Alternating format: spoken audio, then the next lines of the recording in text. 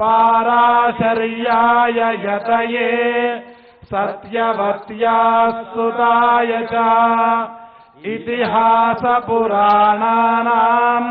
कर्त्रे व्यासाय ते नमः।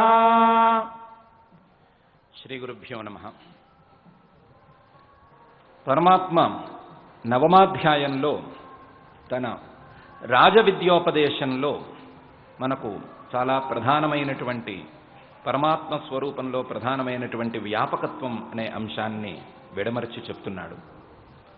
ఆ అంశాన్ని మయా తతమిదం సర్వం జగదవ్యక్తమూర్తిన అనేటువంటి 4వ శ్లోకంలో ప్రారంభించాడు, ఉపపాదనను ప్రారంభించాడు.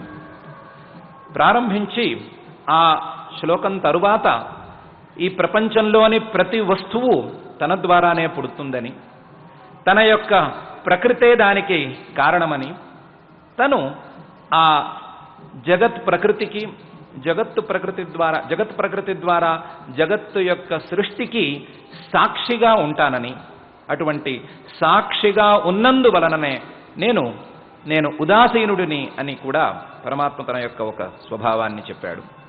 చెప్పి నా యొక్క స్వభావాన్ని, నా యొక్క స్వరూపాన్ని అర్థం చేసుకోవటానికి ఆసుర సంపత్తు, ఆసురమైనటువంటి ప్రాణాల మీదే శరీరం మీదే ఉండేటువంటి అధిక శ్రద్ధ ప్రతిబంధకంగా నిలుస్తోంది అని చెప్పాడు.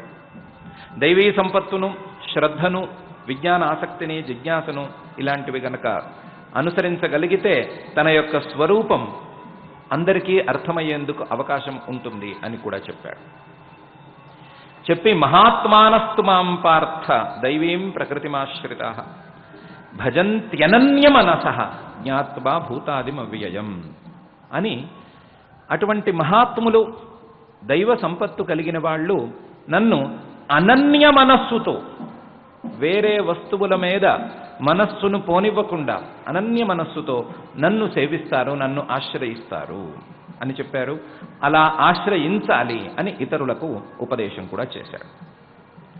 చేసి అటువంటి వారు అనుసరించేటువంటి విధానాలను సతతం కీర్తయంతో మాం అనే శ్లోకంలో విడమర్చి చెప్పి, జ్ఞానయజ్ఞం ప్రతి ఒక్కరూ చేయవలసిందే అని నిర్ణయించి చెప్పాడు. జ్ఞానయజ్ఞాన్ని 3 విధాలుగా విభాగం చేసుకున్నాడు. ఒకటి జ్ఞానమే యజ్ఞం, తత్వజ్ఞానాన్ని పొందిన వారు చేసుకునేటువంటి జ్ఞానయజ్ఞం. తత్వజ్ఞానాన్ని పొందటానికి మధ్యమ స్థాయి సాధకులు చేసుకునేటువంటి ఉపాసనారూపమైనటువంటి జ్ఞానయజ్ఞం. సాధారణ సాధకులు చేయవలసినటువంటి, జ్ఞానార్థం చేయవలసినటువంటి సత్కర్మాచరణ, ఇది తప్పకుండా చేయాలి అని మనకు వివరించాడు.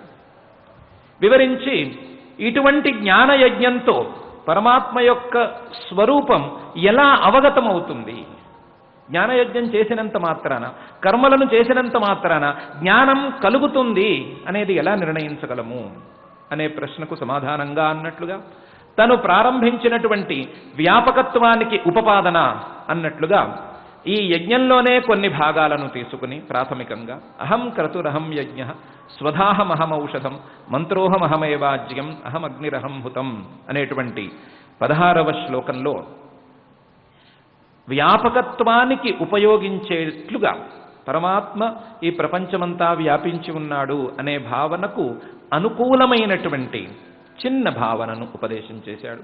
ఆ భావనను గురించిన చర్చను మనం ఆ శ్లోక వ్యాఖ్యాన సందర్భంలో కొద్దిగా చేసుకున్నాం.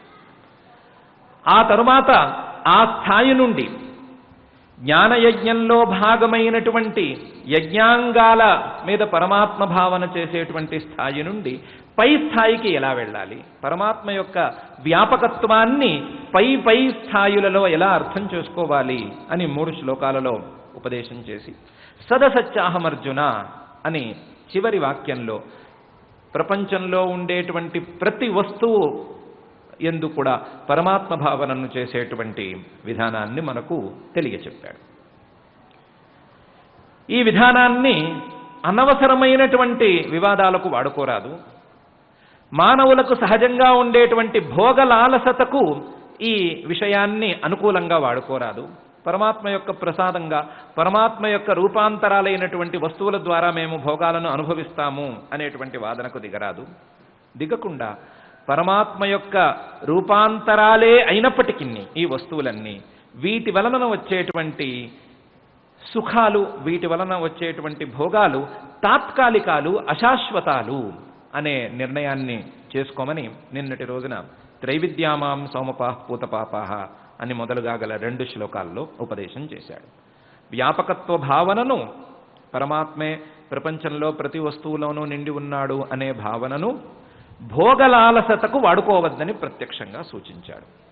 సూచించి పరమాత్మ వ్యాపకుడు అనే భావనను క్రమంగా ఏ దశలో ఏ విధంగా పైకి తీసుకువెళ్ళాలి, తత్వజ్ఞానం వైపుగా ఈ పరమాత్మ వ్యాపకత్వ భావనను ఎలా తీసుకువెళ్ళాలి అని ఉపదేశం చేయటం కోసం, అలా పరమాత్మ భావనను, పరమాత్మ తత్వజ్ఞానాన్ని సంపాదించుకున్నట్లయితే కలిగేటువంటి ప్రయోజనాన్ని పై శ్లోకంలో ఇలా వివరంగా చెప్తున్నాడు.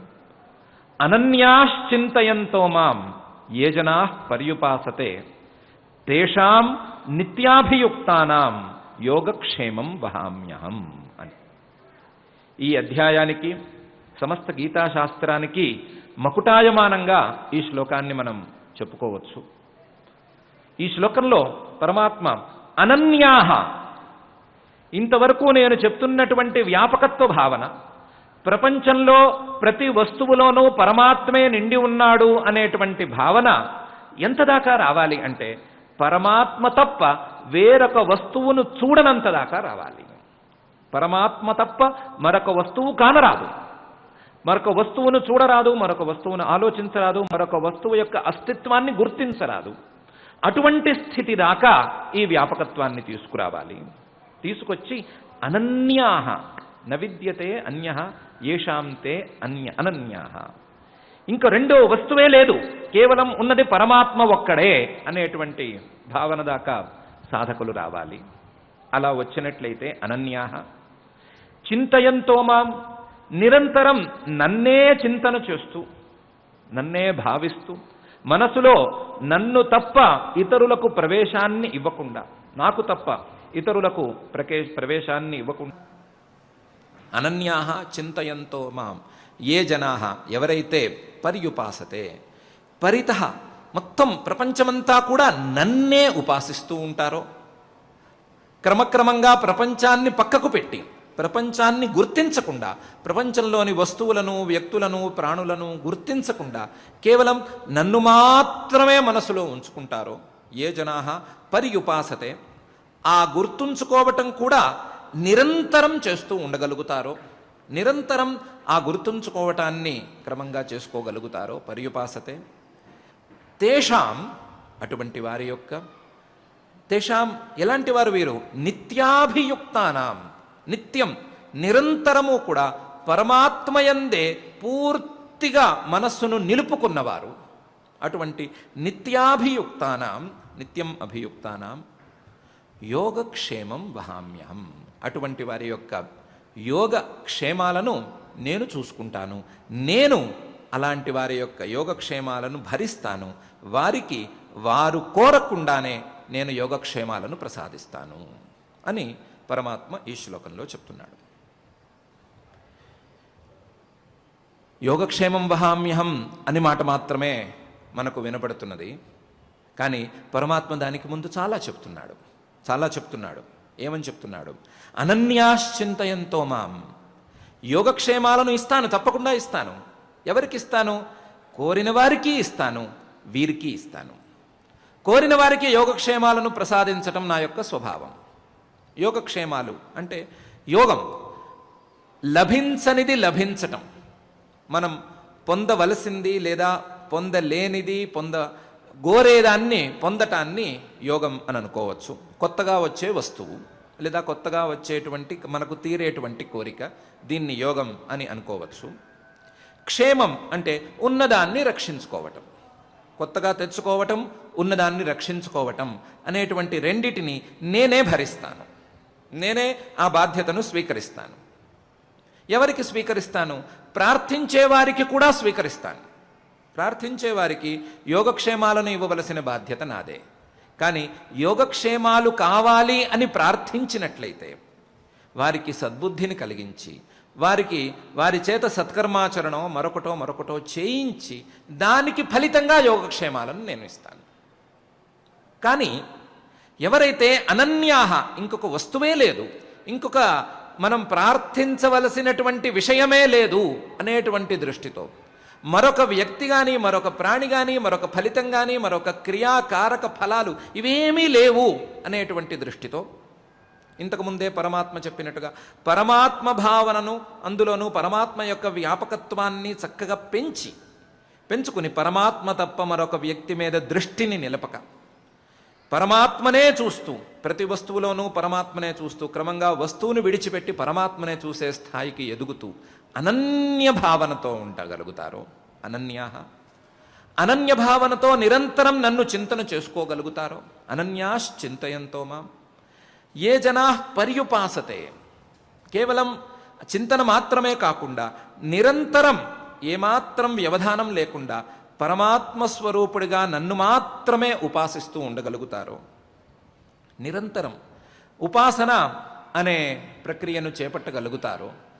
ఉపాసన అంటే ఎంత స్థాయిలో ఉపాసన అంటే, కొత్తగా పెళ్ళైనటువంటి భార్యకి కొంచెం దూరంలో ఎడబాటులో ఉండేటువంటి భర్త మీద ఉండేటువంటి భావన, ఆ భర్తకు తనకు ప్రియమైనటువంటి భార్య మీద ఉండేటువంటి భావనతో నిరంతరం అదే చింతనతో ఎవరైతే ఉండగలుగుతారో వారు కూడా పరస్పరం ఎక్కువసేపు పరస్పర చింతనను చేయలేరు.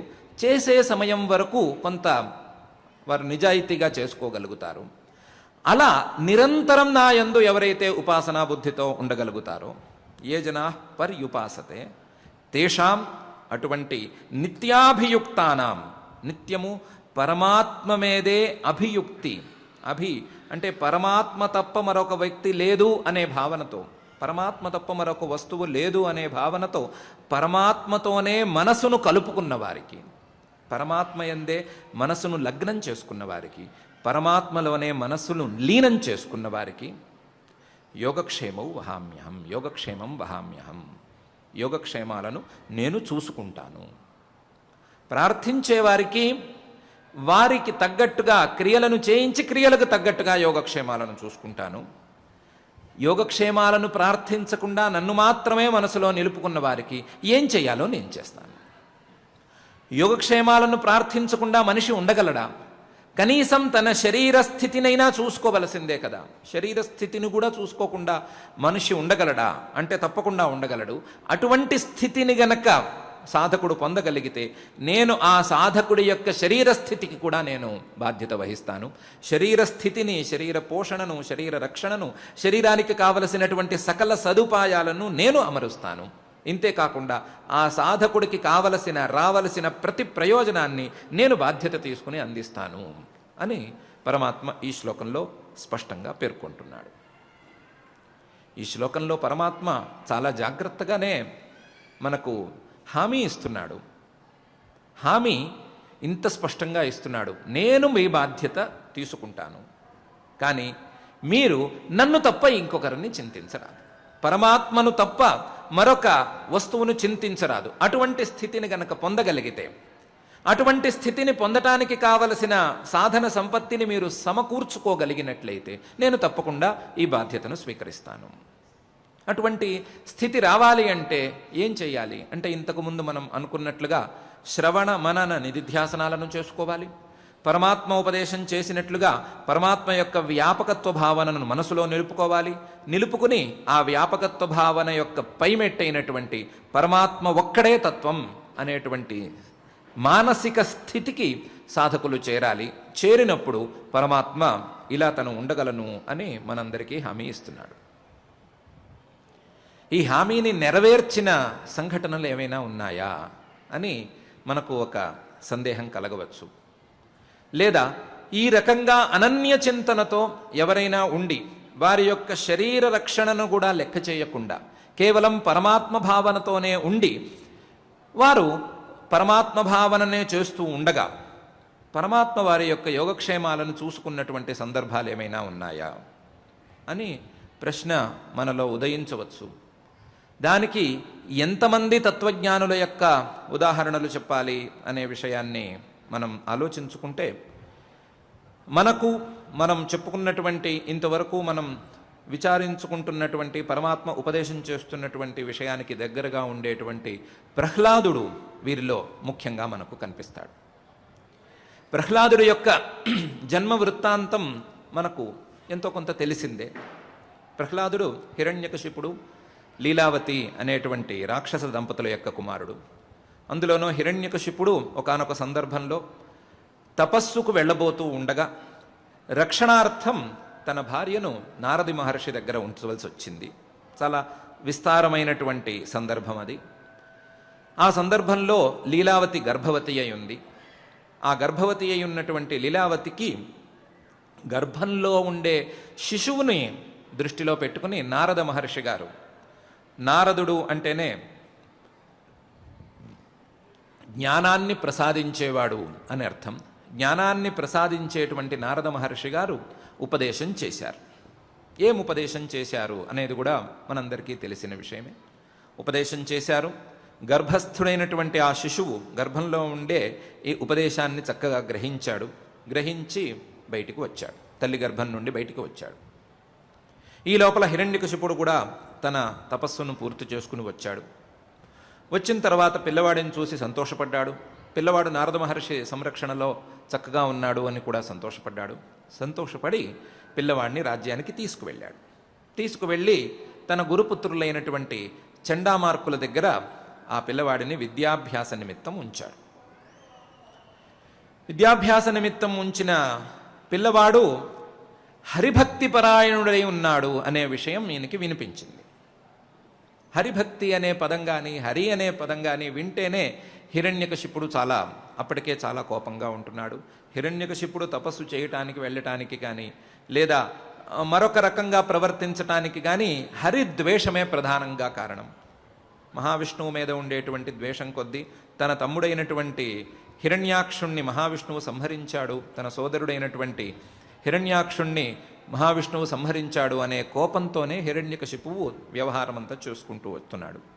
ఇటువంటి స్థితిలో తన కడుపును పుట్టినటువంటి ఈ బాలకుడు హరిభక్తి పరాయణుడిగా ఉండటం అనేది హిరణ్యకశిపుడికి నచ్చలేదు. నచ్చక ఏం చెయ్యాలి అని ఆలోచిస్తూ ఉన్నాడు.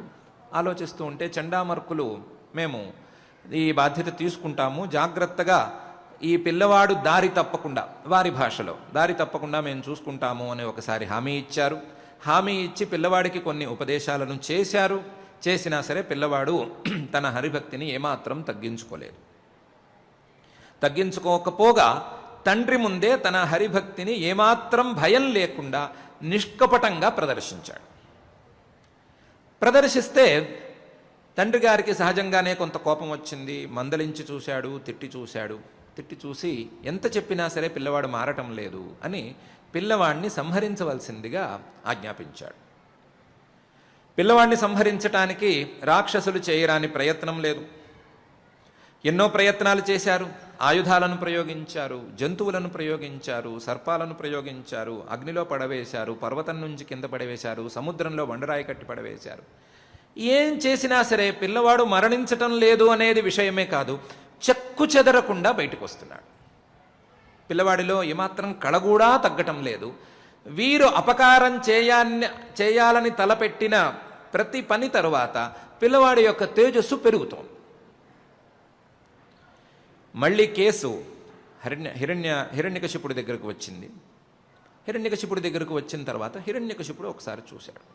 మనకు ప్రహ్లాద చరిత్రలో ప్రధానమైనటువంటి అంశం ఇక్కడే ఉంది. మనకు కావలసినటువంటి అంశం ఇక్కడే ఉంది. హిరణ్యకశిపుడు తక్కువ వాడేం కాడు. హిరణ్యకశిపు కూడా చాలా తపస్సు చేసినవాడు, యోగాభ్యాసాలలో అనేక రీతులు తెలిసినవాడు. ప్రవృత్తి రాక్షస ప్రవృత్తే తప్ప చేసిన తపస్సు తక్కువది కాదు. రాక్షస తపస్సు చేశాడు. ఎంత రాక్షస తపస్సు చేశాడు! బ్రొటనవేలి మీద నుంచుని చీమలు పురుగులు తన శరీరంలో ఉండేటువంటి రక్తమాంసాలన్నిటినీ పీల్చివేస్తున్నా సరే కదలకుండా చెక్కు చెదరకుండా నుంచుని తపస్సు చేశాడు. తన మీద చెట్లు పుట్టలు మొలుస్తున్నా సరే ఏమాత్రం కదలకుండా తపస్సు చేశాడు. అటువంటి యోగ సాధనను సాధించుకోగలిగినటువంటి వాడే. అటువంటి ఇంద్రియ నిగ్రహాన్ని తాత్కాలికంగానైనా సరే బలవంతంగానైనా సరే సాధించుకోగలిగిన వాడే, తక్కువడేం కాడు. ప్రహ్లాదుల్లో ఏమి మార్పులున్నాయి అని చూస్తున్నాడు. ప్రహ్లాదుడు తన యొక్క శరీర రక్షణ కోసం ఏమైనా చేస్తున్నాడా అని గమనించాడు. ఏమీ చేయటం లేదు. శరీర రక్షణ కోసం ప్రహ్లాదుడు ఏమీ ప్రవర్తించటం లేదు, ఏమీ ప్రయత్నం చేయటం లేదు. కనీసం కన్నీళ్లు పెట్టుకోవటం లేదు. కన్నీళ్లు పెట్టుకోవటం కాకుండా తల్లి వైపు చూడటం లేదు. తండ్రిని నా దగ్గరకు వచ్చే, అయ్యా నన్ను ఇలా హింసించకండి, మీరు చెప్పినట్టుగా వింటాను అనే మాటకు కూడా దగ్గరకు రావటం లేదు. నేను చేస్తున్నటువంటి ఈ పనుల ద్వారా ప్రహ్లాదుడి మనసులో విపరీత భావనే లేదు. ఇంత చేయిస్తున్నాడే తండ్రి, నాకు అపకారం చేస్తున్నాడు, ఈ తండ్రి నాకు అపకారి అనే భావన కూడా వీడి మనసులో లేదు. నా మీద కోపం లేదు, నా మీద కోపం లేదు. ఏ అస్త్రము ఇతన్ని హింసించటం లేదు. ఏ అస్త్రము ఇతన్ని హింసించటం లేదు అనేది పెద్ద విషయం కాదు, పెద్ద విషయం కాదు హిరణ్యకశిపుడికి. అటువంటి వరం హిరణ్యకశిపుడికి ఉండనే ఉంది. హిరణ్యకశిపుడు 10,000 సంవత్సరాలు అని మన భాషలో మనం చెప్పుకుంటున్నాము. 100 దివ్య సంవత్సరాల పాటు ఈ మనం ఇంతకుముందు చెప్పుకున్న విధానంలో బ్రొటనవేలు మీద నుంచుని తపస్సు చేశాడు. ఆ తపస్సుకు ఫలంగా బ్రహ్మగారు ప్రత్యక్షమయ్యారు. ప్రత్యక్షమైనప్పుడు ఏ ఆయుధం ద్వారానూ తనకు హింస ఉండకూడదు అని హిరణ్యకశిపుడు వరం అడగనే అడిగాడు.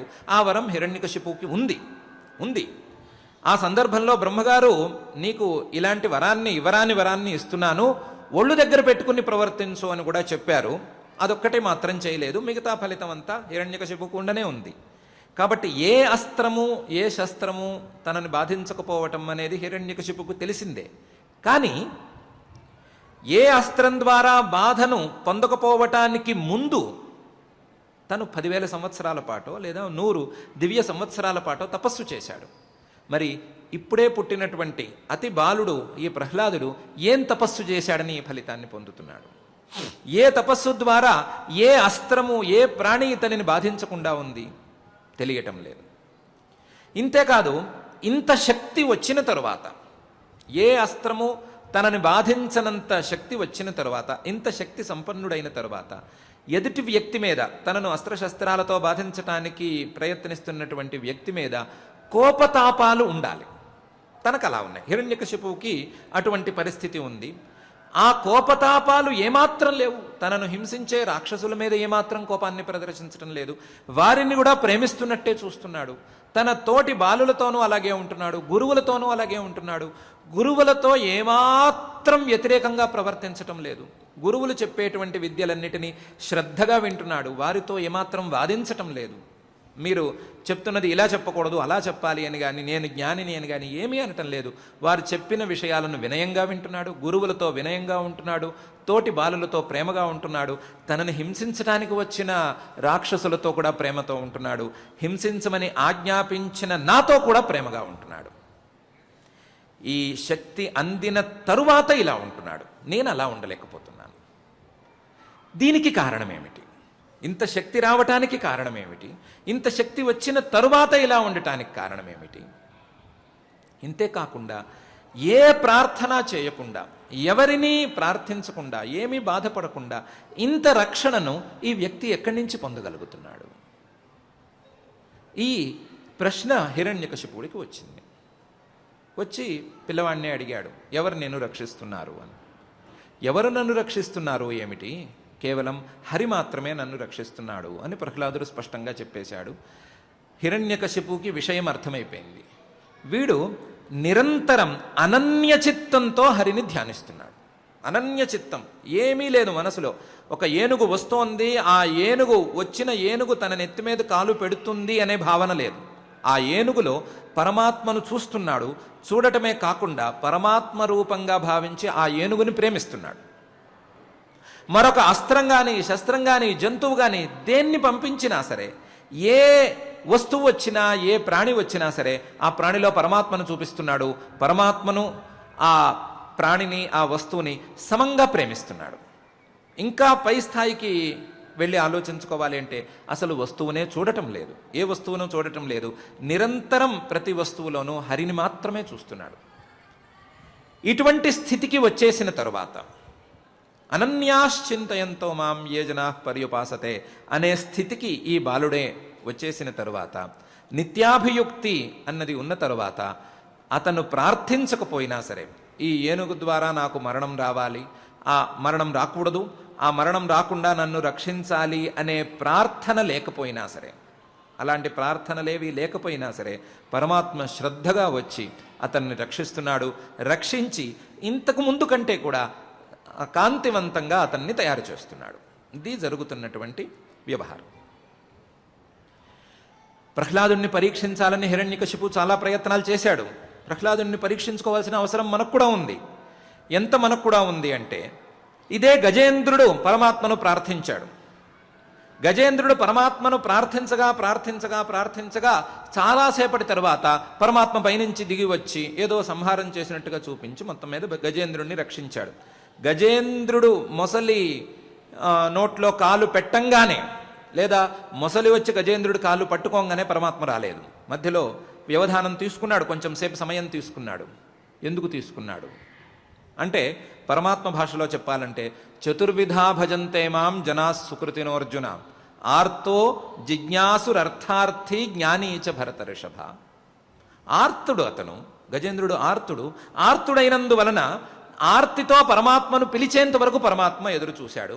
ఆ ఆర్తి భక్తి రూపంగా వెళ్ళి భక్తి జ్ఞానంలోకి పరిణమించే సమయంలో పరమాత్మ దిగి వచ్చాడు. జిజ్ఞాసువు గురించి అలాగే అర్థార్థి గురించి పెద్దగా చెప్పుకోవాల్సిన అవసరం లేదు. జ్ఞాని గురించి మాత్రం ప్రత్యేకించి చెప్పుకోవాలి. జ్ఞాని గురించి మాత్రం పరమాత్మ ఏమంటున్నాడు, తేషాం జ్ఞాని నిత్యయుక్త ఏకభక్తిర్విశిష్యతే ప్రియో హి జ్ఞానినోత్యర్థం అహం సచ మమ ప్రియ. జ్ఞాని, తత్వజ్ఞానం ఉన్నవాడు మాత్రం నాకు ప్రియుడు, అతనికి నేను ప్రియుణ్ణి. ఏకభక్తిర్విశిష్యతే, అంతేకాదు ఆ జ్ఞాని నిత్యయుక్త అని కూడా పరమాత్మ అంటున్నాడు. జ్ఞానం తెచ్చుకున్నటువంటి ఇటువంటి జ్ఞాని, అనన్య చిత్తతతో ఉండేటువంటి ఈ జ్ఞాని నిత్యయుక్తంగా ఉంటాడు. నిత్యయుక్తంగా ఉండటం వలన ఏకభక్తి విశిష్యతే. ఎంత విశేషమంటే నాకు చాలా ప్రియుడు అన్నంత విశేషం. అతనికి నేను ప్రియుడవటం దానికి కారణం. పరమాత్మే ఈ జ్ఞానికి ప్రియుడుగా ఉండటం అనేది దానికి కారణమైతే, పరమాత్మకు ఆ జ్ఞాని ప్రియుడిగా ఉండటం అనేది దాని ఫలితం. ఇలా ఉన్నాడు కాబట్టే, పరమాత్మ చెప్పిన విధానంలోనే నిత్యయుక్తుడిగా ఉన్నాడు కాబట్టే ప్రహ్లాదుణ్ణి నిరంతరం పరమాత్మ కాపు కాశాడు. నిరంతరం కాపు కాశాడు. ప్రహ్లాదుడు వేడుకోలేదు, పరమాత్మ ఆలస్యం చేయలేదు. కాసేపు కష్టాన్ని అనుభవించనిచ్చి, కష్టం కాసేపు అనుభవించనిచ్చి ఆ కష్టంలోంచి ఆ కష్ట నివారణలోకి పరమాత్మ తీసుకురాలేదు. ప్రహ్లాదుడిని అలా చేయలేదు. ఎందుకంటే ప్రహ్లాదుడికి కష్టమే కలగలేదు. కష్టం కలక్కపోవటానికి ప్రహ్లాదుడికి ఉన్నటువంటి బలం ఏమిటి అంటే, నారద మహర్షి గారు చేసినటువంటి ఉపదేశం. ప్రతి వస్తువులోనూ పరమాత్మను చూస్తూ ఆ పరమాత్మనే ప్రేమిస్తూ ఉండగలిగినటువంటి సాధన స్థాయి. ఈ సాధన స్థాయి ఉంది కాబట్టే పరమాత్మ ప్రహ్లాదుడికి ఏ రకమైనటువంటి కష్టము కలగకుండా ప్రహ్లాదుడిని రక్షిస్తూ వచ్చాడు. హిరణ్యకశిపు వేసిన ప్రశ్నలకు ప్రహ్లాదుడు ఎదురు నిలిచి ప్రేమగా, ఏమాత్రం తండ్రి మీద ద్వేషం లేకుండా, రాగద్వేషాలకు ప్రస్తావన లేకుండా సమాధానం చెప్పే స్థాయిలో కూడా ఈ సాధకుడిని నిలబెట్టాడు. ఇందుగలడందు లేదని సందేహము వలదు, చక్రి సర్వోపగతండు ఎందెందు వెదకిన అందందే కలడు దానవాగ్రణి అనే పద్యం ఈ ప్రహ్లాదుడి ద్వారా చెప్పించాడు. చెప్పించి తను చెప్పినటువంటి, ప్రహ్లాదుడు చెప్పినటువంటి విషయాన్ని సమర్థించుకోవటం కోసం, ప్రహ్లాదుడు చెప్పిన విషయాన్ని నిజం చేయటం కోసం తనే ఒక రూపాన్ని కూడా ధరించి హిరణ్యకశిపుడు ముందు దిగాడు. ఆ తర్వాత జరిగినటువంటి ప్రస్తావన మనకు పెద్దగా అక్కర్లేదు. ప్రహ్లాదుడిలో ఉండేటువంటి ఉపాసన ఏంటి, లేదా ప్రహ్లాదుడు ఏ రకమైనటువంటి భావనతో, ఏ రకమైనటువంటి అభిప్రాయంతో పరమాత్మను ఉపాసించాడు, ఏ రకమైనటువంటి అభిప్రాయంతో ఉన్న ప్రహ్లాదుణ్ణి పరమాత్మ యోగక్షేమాలను తీసుకుని అనుగ్రహించాడు, యోగక్షేమాల బాధ్యతను తీసుకుని అనుగ్రహించాడు అని అంటే, ప్రహ్లాదుడుకున్నది ఒకటే ఒకటి, అనన్య చిత్తత. పరమాత్మ తప్ప మరొక వస్తువు లేదు అనేటువంటి భావన. ఆ భావనతో పరమాత్మ మీద స్థిరమైనటువంటి ప్రేమ, అత్యున్నతమైనటువంటి నిష్కారణమైనటువంటి నిష్కపటమైనటువంటి ప్రేమ, ఆ ప్రేమతో నిరంతరం పరమాత్మను చింతన చేసేటువంటి సాధన, ఆ పరమాత్మను నిరంతరం చింతన చేస్తూ పరమాత్మనే ఉపాసిస్తూ పరమాత్మలోనే మనస్సును లీనం చేసుకునేటువంటి సాధన స్థాయి, వీటి వలన ప్రహ్లాదుడు ఈ రకమైన రక్షణను పొందగలిగాడు. పరమాత్మ అతని యోగక్షేమాల పట్ల అంత బాధ్యత తప్పకుండా వహించాడు. ఈ రకమైనటువంటి సాధనా స్థాయినే గనక అందుకోగలిగితే, ఈ రకమైనటువంటి అనన్య చిత్తతను, అనన్య పరమాత్మ తప్ప వేరొక వస్తువు లేదు, నీవే తప్ప నితఃపరంబు నిరుంగా అని అంటారు కదా మనవారు. ఆ నీవే తప్ప నితఃపరంబు నిరుంగా అనే స్థాయికి గనక సాధకుడు వచ్చినట్లయితే పరమాత్మ తప్పకుండా అటువంటి సాధకుడికి యోగక్షేమ వహనం చేయటంలో ఏమాత్రం సంకోచించడు అనే విషయం మనకు ఈ శ్లోకం ద్వారా స్పష్టంగా తెలుస్తూ ఉంది. అందువలనే పరమాత్మ అనన్యాశ్చింతయంతో మాం ఏ జనా పర్యుపాసతే తేషాం నిత్యాభియుక్తానాం యోగక్షేమం వహామ్యహం అని చాలా స్పష్టంగా ఉపదేశం చేస్తున్నాడు. ఈ ఉపదేశాన్ని పరమాత్మ ఇక్కడే కాకుండా ఛాందోగ్యోపనిషత్తులో కూడా చేశాడు. అసలు ఈ ఉపదేశపు యొక్క భావనను పరమాత్మ ఛాందోగ్యోపనిషత్తు నుంచి తీసుకువచ్చాడు. ఛాందోగ్యోపనిషత్తులో 7వ అధ్యాయంలో భూమ విద్యలో పరమాత్మ గురించిన ప్రస్తావన చేసేటువంటి సందర్భంలో యత్ర నాణ్యత్ పశ్యతి నాణ్యత్ శృణోతి నాణ్యద్ విజానాతి స భూమా అథ యత్ర అన్యత్ పశ్యతి అన్యత్ శృణోతి అన్యద్ విజానాతి తదల్పం అని ఒక వాక్యాన్ని ఉపదేశం చేశారు. ఈ వాక్యాన్ని సనత్ కుమారుల వారు నారద మహర్షికి ఉపదేశం చేయటం అనేది ఒక విశేషం. ఏ సందర్భంలోనైతే ఏ వస్తువు మిగలదు, మనం ఇంతకుముందే అనుకున్నట్లుగా క్రియాకారక ఫలాలేవీ మిగలకుండా కేవలం ఒకే ఒక స్వరూపం నిలిచి ఉంటుందో, ఆ ఒకే ఒక స్వరూపం, మిగిలేటువంటి ఒకే ఒక స్వరూపం పరమాత్మ యొక్క స్వరూపం. ఆ స్వరూపం కాక వేరే ఇంకొక వస్తువు యొక్క ప్రసక్తి వచ్చినట్లయితే అథ యత్ర అన్యత్ పశ్యతి అన్యత్ శృణోతి అన్యద్ విజానాతి, అది అల్పం, అది పరిమితమైనటువంటి వస్తువు. పరిమితమైనటువంటి వస్తువులు మిగతా వస్తువులన్నీ, పరిమితమైన వస్తువులు కాక అపరిమితంగా వ్యాపకంగా ఉండేటువంటి వాడు పరమాత్మ. అయితే పరిమితం అపరిమితం లేదా చిన్న వస్తువు అన్నిటినీ వ్యాపించి ఉన్న వస్తువు అని వస్తువుల యొక్క స్వభావ భేదమే తప్ప ఇందులో విశేషమేముంది అంటే, నిన్నటి రోజున మనం అనుకున్నట్లుగా పరిమితమైన వస్తువు ద్వారా వచ్చేది తాత్కాలికమైనటువంటి సుఖం.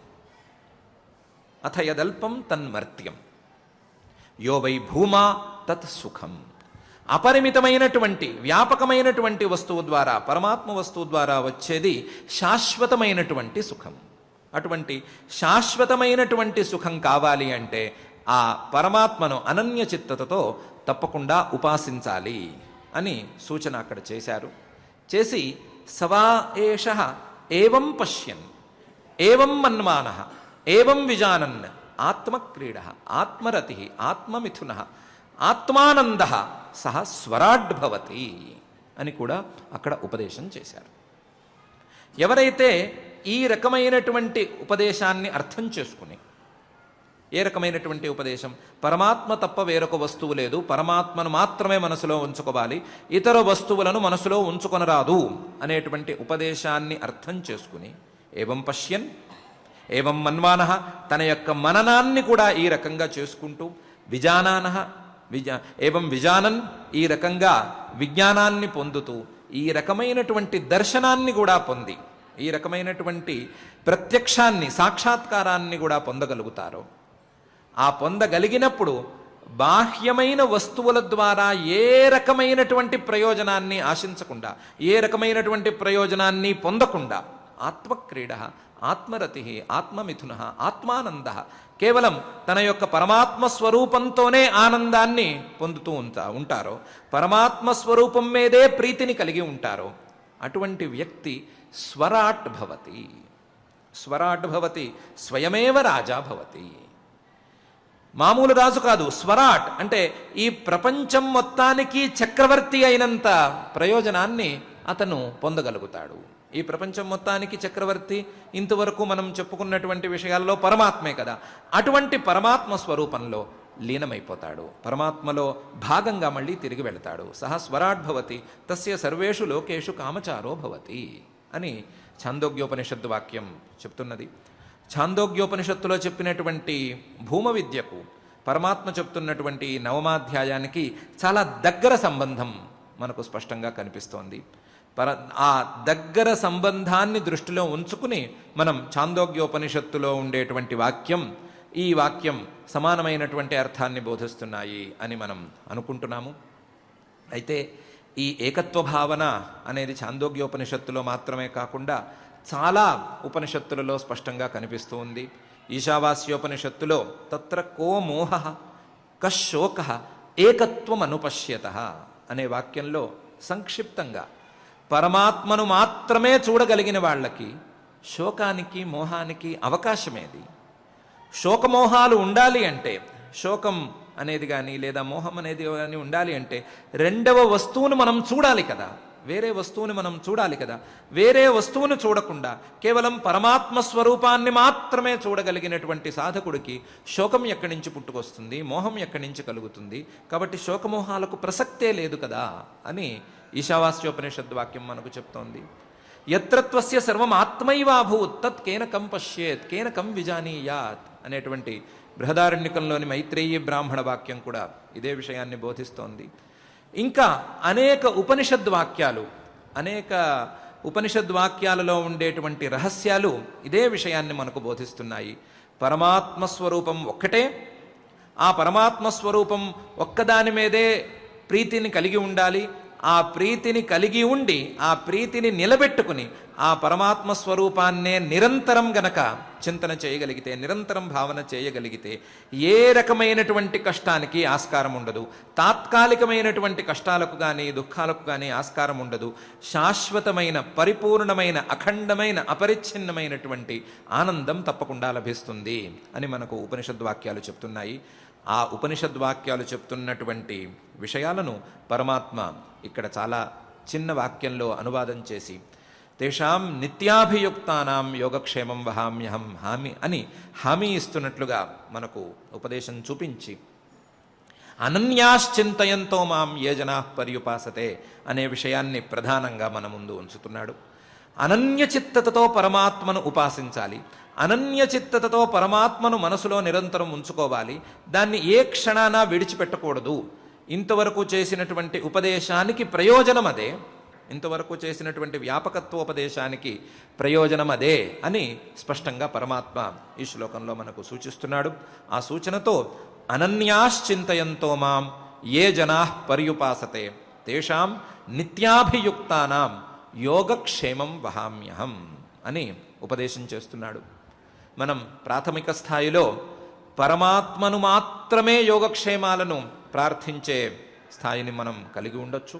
పరమాత్మను మాత్రమే, ఇతర వస్తువుల ద్వారా ఏ రకమైనటువంటి యోగక్షేమాలను ప్రార్థించకుండా, ఇతర వస్తువులను కోరుకోకుండా యోగక్షేమాలను ఇవ్వవలసిందిగా పరమాత్మను ప్రార్థించే స్థాయి నుండి పరమాత్మ తప్ప మరొక వస్తువు లేదు అనే భావనను మనసులో స్థిరం చేసుకుని పరమాత్మే మనకు యోగక్షేమాలను నిర్వహించేటువంటి స్థాయికి ఎదిగే ప్రయత్నం చేసుకుందాం.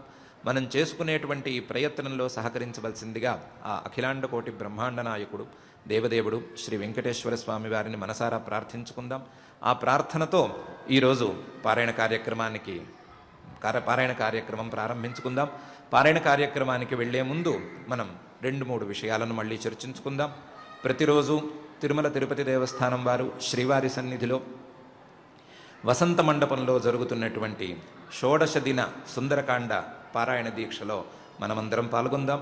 మనమందరం పాల్గొని రేపు పొద్దున 8:30 నుండి ప్రారంభమయ్యి తిరుమల తిరుపతి దేవస్థానం వారి శ్రీ వెంకటేశ్వర వేద విజ్ఞాన పీఠం ఆచార్యులు ధర్మగిరి వేద పాఠశాల అధ్యాపకులు నిర్వహించేటువంటి ఆ పారాయణ కార్యక్రమంలో మనం కూడా భాగస్వాములమవుదాం.